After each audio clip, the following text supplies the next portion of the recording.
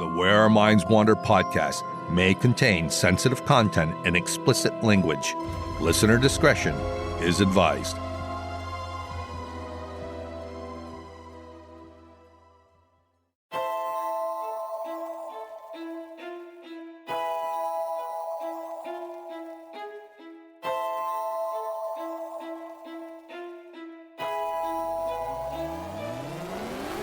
Greetings, fellow wanderers, to the places our minds wander. The house at the end of the dirt road, where disembodied voices whisper and strange sounds make the living shiver. Where shadows lurk at the edge of the woods, just outside your back door. And mysterious lights speed beyond reason across the clear night sky. Odd events throughout time that lead you down the rabbit hole. I'm Wes. And I'm Beth. And this is Where Our Minds Wander. Hello and welcome to Where Our Minds Wander, all you fellow wanderers. Thank you for joining us. Hi, everybody. Well, before we get into tonight's story, I'd like to thank each and every one of you fellow wanderers that joined our Facebook page. We put out the call, and many of you answered. Yes. And we're almost up to 100. Yes. 100. It's pretty exciting. It really is. It made our week. It did. Also, we'd like to thank all of you out there who sent us emails, commented on our show on Spotify and Apple, and also sent us messages. Mm-hmm. It's always nice to hear from you listeners. Absolutely. We love getting feedback. I know. It lets us know that we're not the only ones interested in our podcast. At least we are interested in our podcast. That we are. So for tonight's episode, we thought we'd do a place that's been done quite a bit before, and I'm sure many of you have heard about it, but we figured we'd put our spin on it.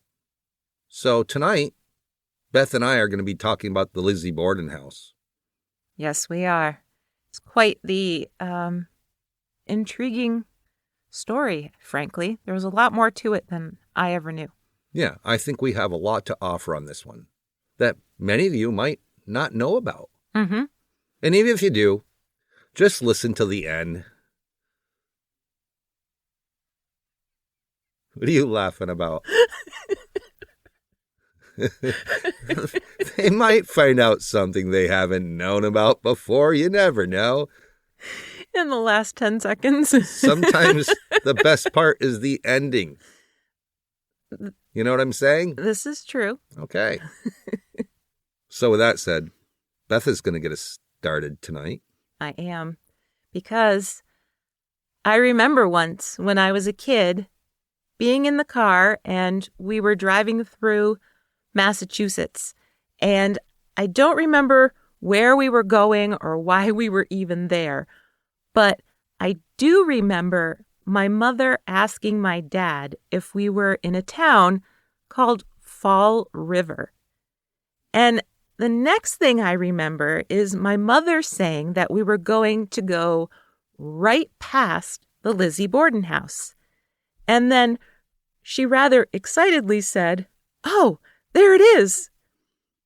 And I looked out the window and I saw the creepiest looking house I had ever seen in my entire life. It stood out for sure, since it was painted a very dark green with even darker trim. And my child's spidey sense said, well, that place has to be haunted. But I piped up and I asked, who's Lizzie Borden? And my mom replied, you know, Lizzie Borden took an axe and gave her mother 40 whacks. And when she'd seen what she had done, she gave her father 41. She goes, haven't you ever heard that? And I said, no.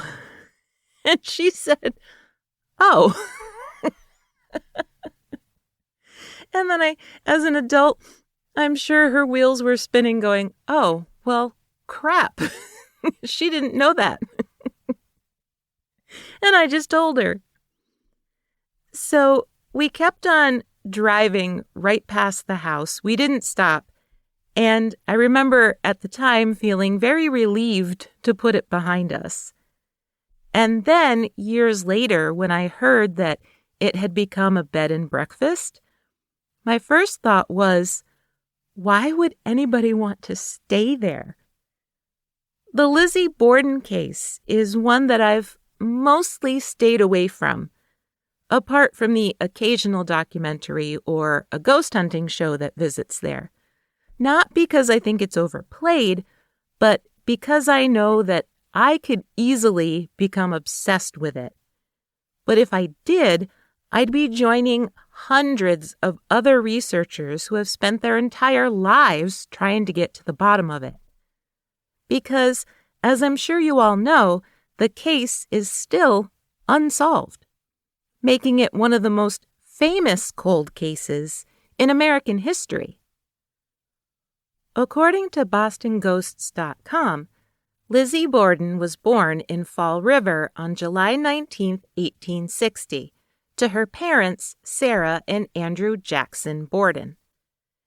Andrew Borden came from humble beginnings, but through hard work and good business decisions, he went from owning a casket business to becoming director of several textile mills. He also owned a lot of property, which meant by the time he died, he was worth around $300,000, or the equivalent of $9 million in today's money. But despite being incredibly wealthy, Andrew Borden was super frugal, refusing to spend money on any sort of luxuries. The Borden sisters, Lizzie and Emma, were raised under a strict and religious father. Their only social interactions were at church functions, and as an adult, Lizzie was a respected Sunday school teacher. Sarah Borden, the girl's mother, suffered from ill health for a long time. According to Lizzie Borden Warps and Wefts, Sarah gave birth to Emma on March 1st, 1851. She was followed 4 years later by Alice Esther, who died before she was 2. Sarah had developed uterine congestion, a condition which causes poor circulation and blood clots. It can be very painful and it can make walking very difficult. Today, it is treatable, but in the 1850s, doctors didn't know what to do besides prescribing laudanum. Laudanum was a mixture of opium, alcohol, morphine, and codeine, with a few spices thrown in to give it some flavor. Despite her medical condition, Sarah gave birth to Lizzie on July 19, 1860. Emma was 12 years old, and Lizzie was not quite 3 when Sarah passed away on March 26, 1863, at the age of 39. 3 years later, in 1865, Andrew Borden married Abby Gray. Now, Abby wasn't super young, like he, married a very, very young girl or anything. She was 35 or 36, and he was 40. So there wasn't a huge age gap. From the very beginning, Emma Borden had a great resentment and dislike towards her stepmother. She firmly believed that Abby had only married her father for his money. She refused to call her anything but Mrs. Borden. In 1872, the family moved into the house known today as the Lizzie Borden house, the dark green one that scared me as a kid. And in a weird twist of horribleness, Lizzie's Aunt Eliza had not only lived next door 30 years prior to that, she had taken part in a murder-suicide. Eliza Darling Borden was Lodwick Borden's second wife. They had 3 children together, Maria, Eliza Ann, and Holder. Some historians think that Eliza was suffering from postpartum depression in 1848 when she brought 3-year-old Eliza Ann and 6-month-old Holder down to the basement cistern and drowned them. She then took her own life. Later, during Lizzie's trial, it seemed obvious for people to link the two horrific crimes together and suggest that madness ran in the Borden family's women, and that Lizzie had inherited some sort of madness gene. However, folks quickly pointed out that Eliza Borden married into the family, and therefore it could not be so easily explained by a hereditary trait that was passed down to Lizzie. But back to our story. Despite being one of the wealthiest men in Fall River, Andrew Borden continued to refuse putting anything in his house that he considered a luxury, like electricity or indoor plumbing. The Borden bathroom had 2 wooden stalls in the basement and chamber pots under every bed. But the 4 of them, Andrew, Abby, and the 2 unmarried sisters, continued to live together in the same house for the next 30 years. But their housemaid, Bridget Sullivan, who preferred to be called Maggie, later reported that the family rarely, if ever, ate their meals together. Tensions grew even worse when the sisters discovered that their father had given a bunch of property to Abby's family, while they essentially had nothing. Lizzie knew that her father could afford to buy them a nicer house in a more affluent part of town, but he refused, which made her rather angry, especially since the girls had no inheritance of their own. Andrew finally agreed to leave them the house that they lived in, but nothing more. In 1891, according to Little House of Horrors, 68-year-old Andrew was suffering from intense paranoia, stemming from a break-in. Robbers had stolen a lot of money and jewelry from only his bedroom. Right afterwards, he installed locks on every window and every door. Even when people were in the house, which included their servants, he insisted that everything stayed locked at all times. A week before the murders, the entire family and Maggie became ill from drinking spoiled milk, but Andrew was convinced that someone was trying to poison them all. On August 3, 1892, John Morse came to visit Andrew. John was the girls' uncle. He was their mother's brother. He had never come to visit before, or at least not since the death of his sister. But this visit was purely business in nature and involved a property transfer that had gone wrong. On the morning of August 4th, John left the house at 8:48 a.m. He was going into town to buy a pair of oxen and then go visit a niece of his. He planned to return to the Borden house by noon. Andrew Borden left the house around 9 a.m. for his usual daily walk. Emma Borden was on vacation, 15 miles away. Even though it was typically Lizzie's or Emma's job to tend to the guest room, Abby went up to the second-floor guest room to make the bed sometime between 9 and 10:30 a.m. It may have had something to do with Maggie, the housemaid, still feeling poorly from the spoiled milk.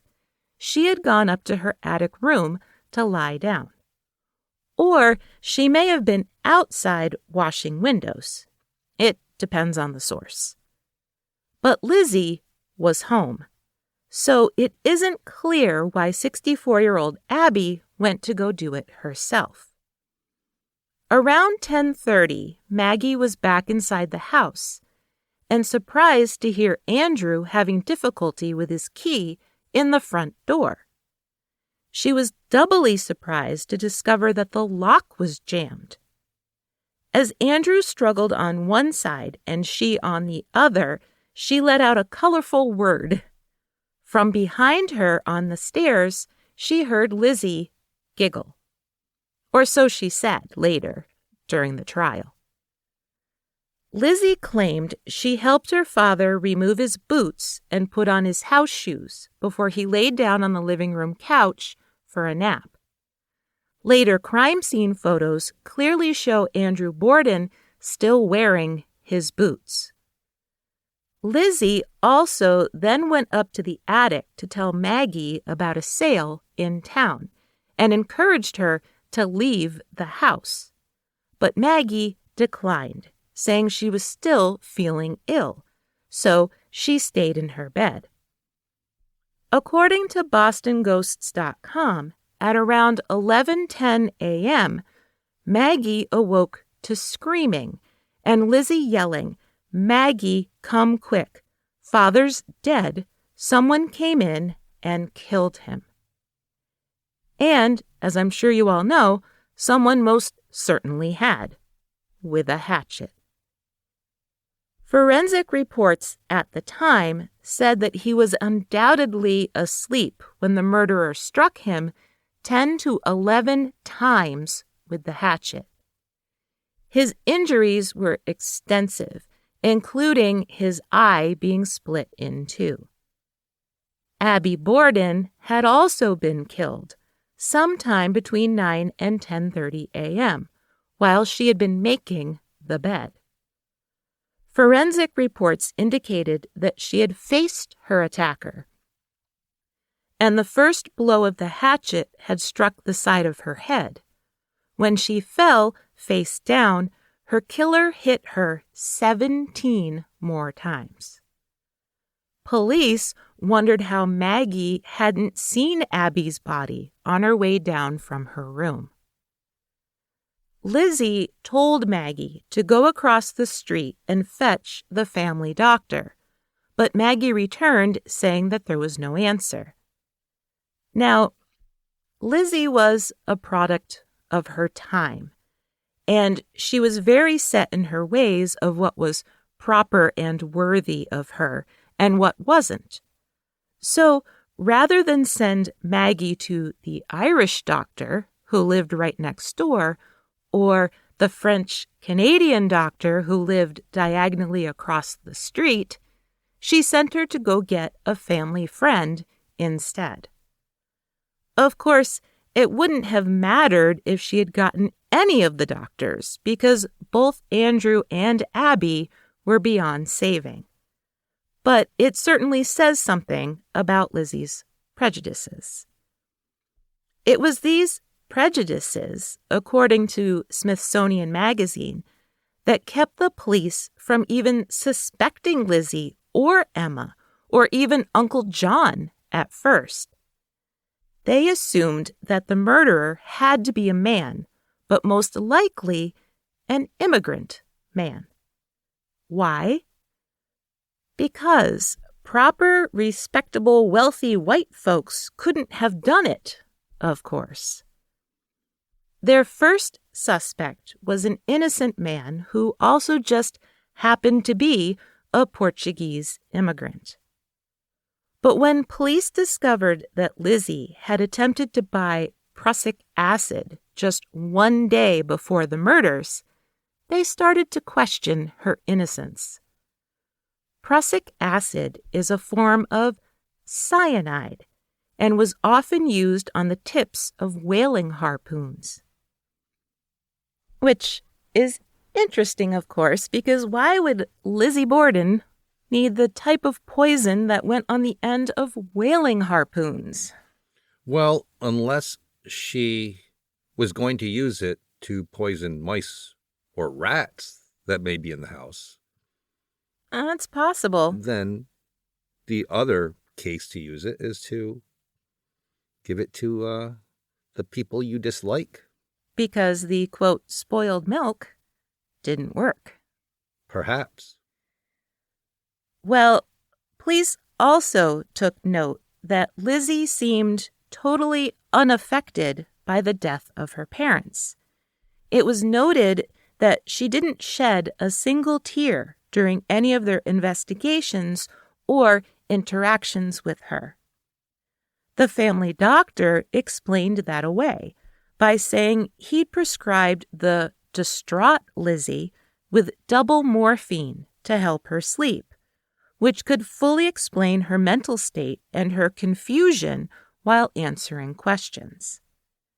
And then there was Alice Russell, the family friend that housemaid Maggie had gone to fetch instead of a doctor. Alice actually slept in the Borden house for several nights after the murders, while Abby and Andrew's bodies lay on morticians' tables in the dining room. Alice told police that the Sunday after the murders, she witnessed Lizzie taking a blue dress out of the pantry closet and then burning it in the cast iron stove. That was enough for the police to indict Lizzie Borden and start asking some serious questions of both her and Emma. Lizzie was arrested on August 11th, 1 week after the murders, and she was brought to jail where she stayed for the next 9 months. The only consistency the sisters seemed to have in their recollections of anything was their inconsistency. Lizzie would say something, then take it back almost immediately. Emma would say something and then contradict herself seconds later. But both of them insisted on one thing. They never had any bad feelings towards Abby or their father, and life together had been lovely. News of Lizzie Borden's arrest went nationwide pretty quickly, and Lizzie Borden's supporters came out of the woodwork, including suffragists and members of the women's Christian temperance movement. They argued that since women could not serve as jury members, she wouldn't possibly have a fair trial. During the trial, the defense argued that it wasn't Lizzie at all who had tried to buy the prussic acid. It was some other woman, and they had misidentified Miss Borden. A Harvard University chemist reported that he didn't find any blood on any of the 4 hatchets or axes retrieved by police from the premises. He also confirmed that the dress Lizzie was wearing had only one small spot of blood on the hem. But what Lizzie had been wearing and why she burned a dress the Sunday after the murders became a major sticking point, especially when Emma Borden took the stand.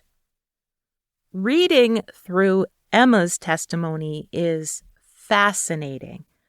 I included a link in our show notes, and if you're interested, I highly recommend that you read it for yourself because it's truly fascinating. But we'll get into pieces of her testimony after this quick break.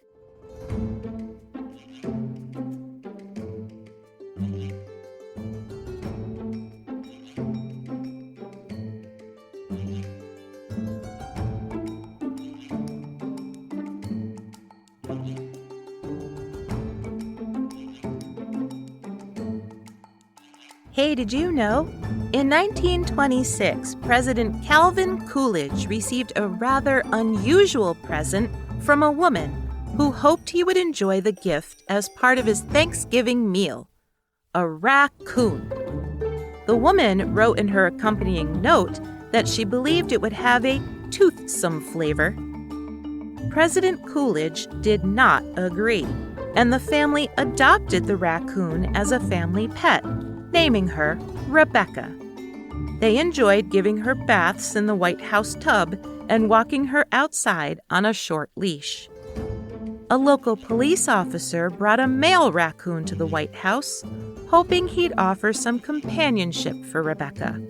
But alas, it was not to be. Reuben didn't quite take to White House life and frequently ran away, even one time bringing traffic on Pennsylvania Avenue to a standstill. Reuben escaped unharmed and made his way back into the wild. But Rebecca, it seemed, lived a life of luxury at the White House for many years. Who'da thunk it?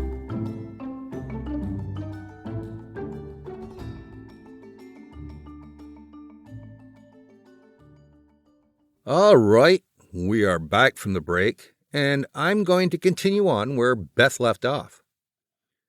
Emma Borden's testimony is pretty fascinating, especially when it comes to the questioning about the burned dress. First, the prosecutor, Mr. Jennings, asked her if she knew how many dresses were in the pantry at the time the police removed them. She said she did. But when he asked her for a specific number, she said that she couldn't recall. When questioned further, she was able to recall that there were 8 blue dresses belonging to Lizzie and 2 blue dresses that were hers. Then when he asked if she felt the search was thorough, there was so much back and forth between Emma and Mr. Jennings that it reads almost like a Who's On First comedy sketch. And then we get into the convoluted saga of the blue Bedford dress. Now, before we continue on, I'd like to mention that this is kind of the Cliff Notes or the condensed version of Emma's testimony, because it goes on for pages and pages and pages. So this is pretty much the pertinent information. And also, I'm going to be playing the role of the investigator, and Beth will play Emma. June 16th, 1893. Won't you describe the dress? Tell what kind of dress it was. It was a blue cotton Bedford cord, very light blue ground with a darker figure about 1 inch long and I think about 3/4 of an inch wide. What kind of material was it as to cost? Do you know what the price was? Very cheap. Do you know whether or not they were painting the house at the time that the dress was made? I think they did not begin to paint until after the dress was done. Do you know anything about Lizzie getting any paint on it at the time? Yes, she did. Where was the paint upon it? I should say along the front and on one side toward the bottom, and some on the wrong side of the skirt. How soon was that after it was made? Well, I think within 2 weeks, perhaps less time than that. Now, where was that dress, if you know, on Saturday, the day of the search? I saw it hanging in the clothes press over the front entry. How came you to see it at that time? I went in to hang up the dress that I had been wearing during the day, and there was no vacant nail, and I searched round to find a nail, and I noticed this dress. Did you say anything to your sister about that dress in consequence of your not finding a nail to hang your dress on? I did. What did you say to her? I said, "You have not destroyed that old dress yet? Why don't you?" Is that all that was said? All that I remember. What was the condition of that dress at that time? It was very dirty, very much soiled and badly faded. When did you next see the Bedford cord dress? Sunday morning, I think, about 9 o'clock. Now, will you tell the court and the jury all that you saw or heard that morning in the kitchen? I was washing dishes, and I heard my sister's voice, and I turned around and saw she was standing at the foot of the stove, between the foot of the stove and the dining room door. The dress was hanging on her arm, and she says, "I think I shall burn this old dress up." I said, "Why don't you?" or "You had better," or "I would if I were you," or Something like that. I can't tell the exact words, but it meant, do it. And I turned back and continued washing the dishes, and did not see her burn it, and did not pay any more attention to her at that time. What was the condition of the kitchen doors and windows at that time? They were all wide open, screens in and blinds open. Were the officers all about at that time? They were all about the yard. Was Miss Russell there? Yes, sir. Was anything said by Miss Russell in the presence of Miss Lizzie in regard to this dress? Miss Russell came to us in the dining room Monday and said Mr. Hanscom asked her if all the dresses were there that were there the day of the tragedy, and she told him yes, and of course. She said, "It is a falsehood." No, I am ahead of my story. She came and said she told Mr. Hanscom a falsehood, and I asked her what there was to tell a falsehood about. And then she said that Mr. Hanscom had asked her if all the dresses were there that were there the day of the tragedy, and she told him yes. There was other conversation, but I don't know what it was. That frightened me so thoroughly I cannot recall it. I know the carriage was waiting for her to go on some errand, and when she came back we had some conversation, and it was decided to have her go and tell Mr. Hanscom that she had told a falsehood, and to tell him that we told her to do so. She went into the parlor and told him, and in a few minutes she returned from the parlor and said she had told him. Now, at the time when Miss Russell said it was the worst thing that could be done... Oh, yes, sir. She said that Monday morning. When she came into the dining room and said she had told Mr. Hanscom that she had told him a falsehood, we asked what she told it for, and she said the burning of the dress was the worst thing Lizzie could have done. And my sister said to her, "Why didn't you tell me? Why did you let me do it?" A while later, when questions returned to the matter of the dress, Emma's story changed. Now, you don't recall that the first thing that you ever said to her, the first thing that was said by anybody was, "What are you going to do with that dress, Lizzie?" No, sir. I don't remember saying it. Do you remember that you did not say it? I am sure I did not. Miss Russell was in the room, was she not? I don't know. When I turned to hear what my sister had to say, I saw Miss Russell, but she wasn't in the room with her then. She was in the dining room with the door open. Then Emma denies saying anything about the dress to Lizzie at all. And when she's asked about whether she witnessed Lizzie burning it, or if Alice Russell was even there, she suddenly can't recall, or can't say for certain. The jury made a very quick decision.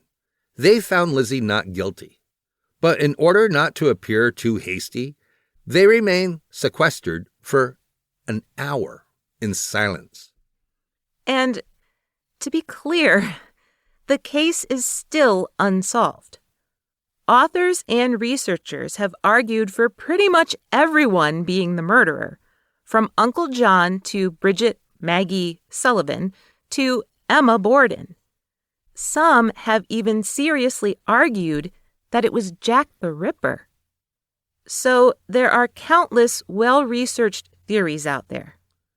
Now, after the trial, Lizzie, who was 32 years old, and Emma, who was 41, found themselves very wealthy. They purchased a house up on the hill, the affluent part of town, which they called Maplecroft, the kind of house that Lizzie always thought that she deserved to live in. But they weren't exactly welcomed. In fact, they were pestered constantly by the neighborhood children, skulking about, and shunned by the society women. According to biography.com, life at Maplecroft wasn't exactly the way Lizzie wanted it to be. The 14-room Queen Anne-style home on the hill was Lizzie's dream, filled with servants and all the modern conveniences that their father had refused to install in the old house. The sisters also had a lavish monument built at Andrew's gravesite. But that may not have had the intended effect that they had hoped for, since Maplecroft was a popular place for neighborhood children to throw things at. They also pulled pranks on the Borden sisters. Former friends shunned Lizzie, now who went by Elizabeth, and even her church friends refused to socialize with her. The newspapers continued to write articles about her, insinuating that she had gotten away with murder. It didn't help when she was arrested in Providence, Rhode Island, for shoplifting. Lizzie traveled quite often to get away from the isolation and loneliness of Maplecroft, especially to Boston, New York City, and Washington, D.C. She made new friends and threw lavish parties at Maplecroft that she invited them to. One of these new friends was actress Nance O'Neill. They met in Boston, and the two became very close friends, which of course ignited rumors that they were romantically involved. Regardless, Lizzie spent a lot of money on Nance, which became a sore spot between her and Emma. Emma and Lizzie had a huge falling out, which both sisters refused to even talk about publicly. Emma would only say to a Boston paper that, quote, "The happenings at the French Street house that caused me to leave, I must refuse to talk about. I did not go until conditions became absolutely unbearable." The sisters didn't speak at all after Emma moved out in 1905. Lizzie and Nance also didn't speak for the rest of their lives. Ironically, both sisters passed away in 1927, just 9 days apart. They were buried in the same plot as Abby and Andrew Borden. Now, I'm sure you're all expecting us to get into the alleged hauntings at both Maplecroft and the Lizzie Borden house. I mean, you would expect pages of people's personal experiences at both places, since both houses have, at one time or another, claimed to be the most haunted house in America. But, to tell you the truth, that just isn't the case. Today, Maplecroft is a single-family home, not open to the public. The Lizzie Borden house is a bed and breakfast that offers ghost tours and ghost hunts and murder mystery dinners. Their website also offers a Lizzie Borden murder mystery game to play on your phone.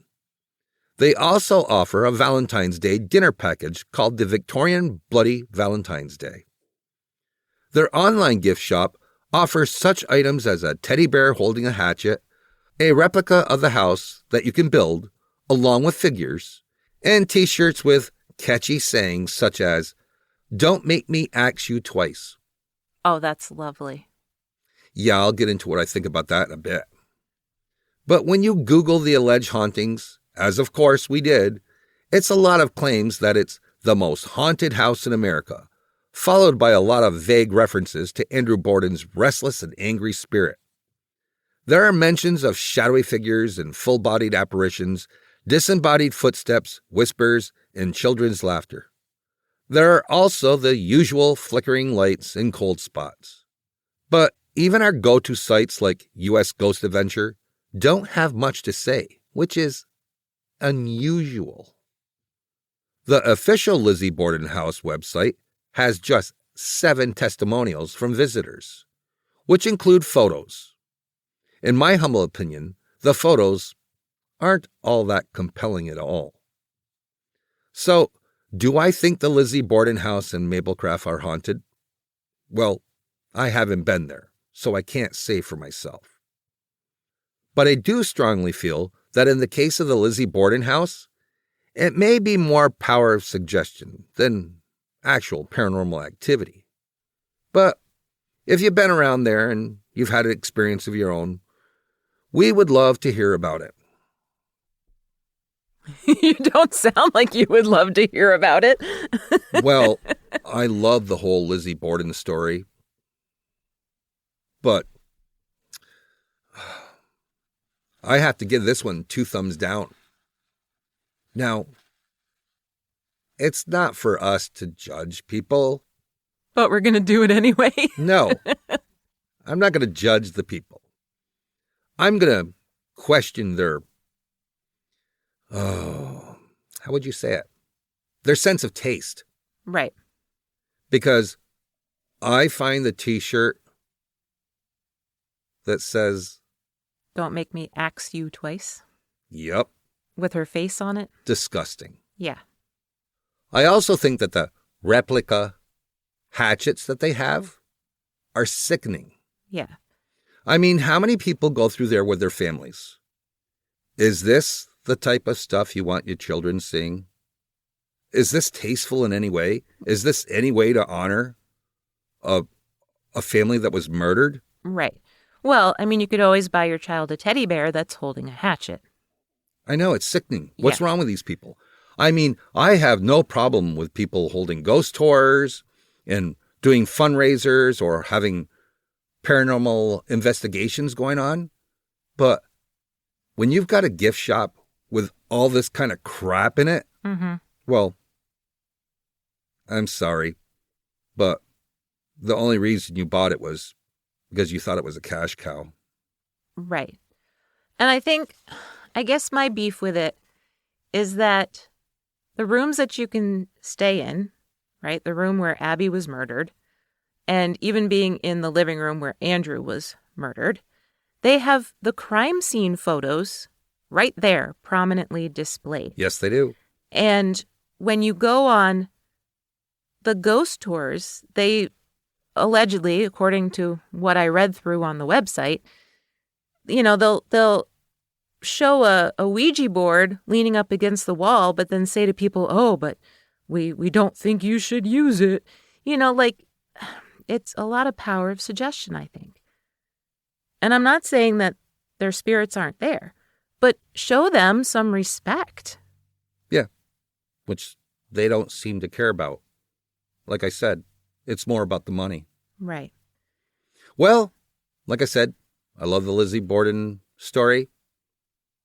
And I'm sure this is probably going to turn some people off, but I find these people totally disgusting. Right. And as far as Maplecroft goes too, I lean more towards Maplecroft could also be haunted by Emma and Lizzie. I'm glad that it's a single family home, that it's a nice family living there. They don't put a lot of stock into being haunted, and they're not doing the whole ghost hunt thing, you know? Right. Well, let's get off how disgusting these people are. And let's talk about whether or not we think Lizzie did it. You know, for years, and again, I'm not a Lizzie Borden expert in any way, shape, or form. This is just our opinions. Right. After all our research and watching shows and everything we could digest about it. Right. For years, I thought Emma did it. That's what I thought. Because and she was covering for Lizzie. She was covering for Lizzie because on her mother's deathbed, she told Emma that it was her job to care for Lizzie for the rest of her life. And as the older sister, right. You know, I think Lizzie did it. Oh, you do think Lizzie did it? Oh, without doubt. And not Emma? Nope, I don't think Emma did it. I think Lizzie did it. I think Lizzie was jealous of the stepmother. She was pissed that she lived in the conditions that she did and that her father had all this money and wouldn't spend it on upgrading the house or living up to the lifestyle that she thought they could live up to. And when he married the new woman, well, she kind of lost her shit. Yeah, but it was like 30 years later when she lost her shit. People hold grudges for a long time. Yeah. And also, they had no escape because Andrew would not allow them to date and he would not allow them to get married. Right. So there's a lot of motive there. Mm-hmm. I'm not saying that she did it. That's what I think. You just said you absolutely thought she did it, and now you're saying you're not saying. Well, there's a saying for certainty saying, hey, she did it without a doubt. Right. But that's just my opinion. I mean, who knows? I don't think anybody else came into that house and killed them. I think it was an inside job. It would have to be. It would have to be. And it's just ironic to me that everybody, the police and everyone around them, the society around them, said that a woman couldn't possibly have done that, and because she was a Sunday school teacher, it couldn't possibly. So that's ridiculous. So, I mean, women are capable of anything that a man can do and much worse or much better. So, yeah, that's the story. Well, I don't think we'll ever know. No, we're not going to ever know, unfortunately. But I can say I don't think it was Jack the Ripper. Yeah, I think that's pretty fair to say. Yeah. I mean, I also haven't read the book that the researcher and author wrote about it, so maybe he or she has very compelling evidence for how it could be Jack the Ripper. Didn't they think that H.H. Holmes became Jack the Ripper either before or after, right? Wasn't he somehow tied? Yes. So if H.H. Holmes was in that area, I mean, we just found out recently that he was in Burlington across the lake. Well, so what? Even if he was, that just doesn't mean that he had anything to do with it. So what? If it's a coincidence that he was traveling through. Right. And what a coincidence it would be, right? Weird things have happened. There's some strange coincidences out there. Yeah, I don't know. We could debate back and forth for a very long time. Well, there's one thing I don't have to debate about. That we will never be going to the Lizzie Borden house. No. I'd go to Maplecroft, though, if the opportunity... Maplecroft, yes. Yeah. In a heartbeat. Yeah. But, well, I don't know. That about wraps it up for this episode, everybody. I'm sure you're all tired of listening to us go back and forth. And hope I didn't offend any of you that have been to the Lizzie Borden house. Yeah, it's not our intention to offend anybody. You just know that we feel for these spirits. That's the whole point of our show, right? Trying to get to the bottom of things and treating things with respect. And so when we see a situation where we feel like the spirits are not being treated with respect, it bothers us a little bit. And if you listen to our podcasts and you work at the Lizzie Borden house, I don't really care what you have to think. Anyway, if any of you have been there, I would like to hear if you had any compelling experiences. I just won't tell Wes about them. I did not say that. I said I don't care what you have to think if you work there about their gift shop, more or less. Right. The rest I want to hear about. Right. Well, everybody, if you would like to know more about the whole Lizzie Borden house and the murder case, maybe you've read some of those books with those other theories about who did it. But if you'd like to know more, I'm rambling now, you can always check our sources in our show notes. Join us again next week for an all new episode of Where Our Minds Wander. See you soon.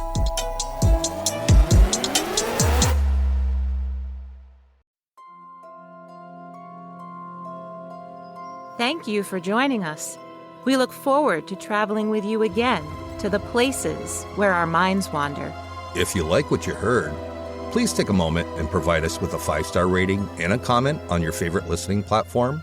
It really helps us move up the list and become more visible on the podcast charts so new people can find us. And thank you all for your continued support. See you next week for an all new episode.